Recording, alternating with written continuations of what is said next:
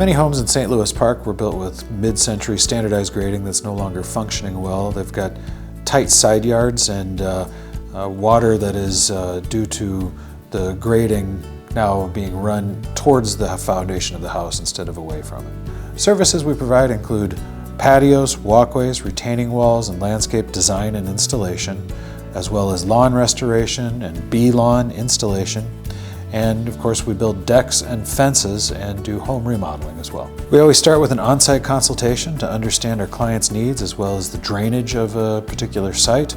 From there, we move into our design process, where I have a design assistant map the property, and then he and I will back and forth that design until it looks presentable.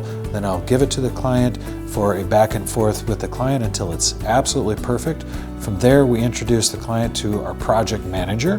The project manager then takes that design and works directly with the client all the way through completion of the installation. After installation, then we'll often sign clients up for maintenance of gardens so that everything can continue growing and looking good, getting into full maturity and beyond. We have over 67 years of experience that qualifies us to be able to design and install and maintain landscapes that are suited for each neighborhood, as well as having a team of experts who've done the work for their entire career.